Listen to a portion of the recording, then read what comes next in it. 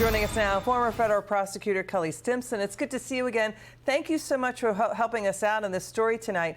You know, what did you make of President Biden having to clear up the air? There was reports saying he would commute his son Hunter Biden's prison sentence, cutting it down if he is sentenced to prison for violating federal gun laws by being, buying a gun while addicted to crack. You know, there's no sentencing date yet. What was your reaction when you heard the story? I wasn't surprised because he's a dad.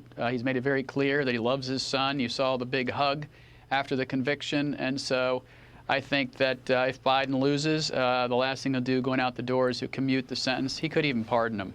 I'm not surprised. Let's move on to this. You know, Senator Rand Paul today and 28 other senators sent a letter to AG Garland condemning the, quote, evisceration of the American judicial process in the Democrats' court attacks against President Trump.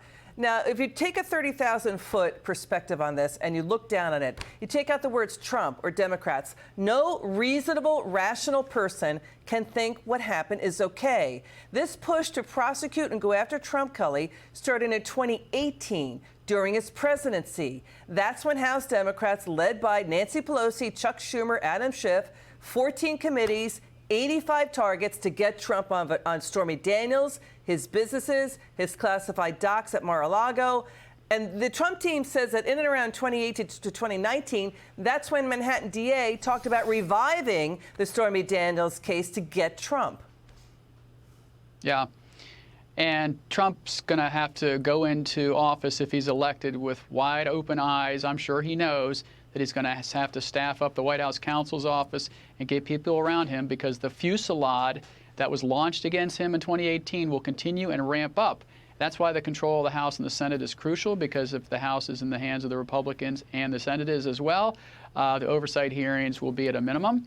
So I think that they are going to just launch again. So that's why you see that article in Axios list down all the types of investigations they're going to launch if he's in. It's a way to try to intimidate him, and that's just not going to work. You know, it's abuse of power.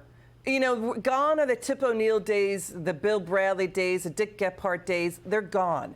This is wrong. Voters don't want it. They don't like it. The Justice Department is dismissing claims of collusion with the Manhattan DA in the New York trial. But Breitbart reports on the timeline of lawfare against Trump. Watch this. First, Biden says at a press conference, Cully, the day after the midterms, after Trump said he might run again, they would make sure, quote, Trump does not become the next president.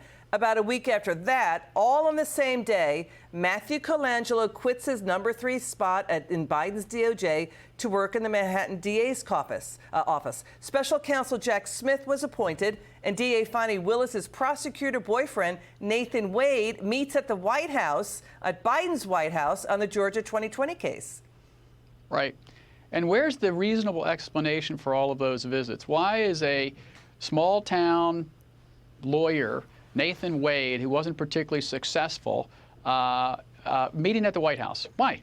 No explanation, and it's obviously something's going on. We just may never get to the bottom of it. Cully, we're going to stay on it. We need you on these stories. Good to have you on. Thanks for seeing.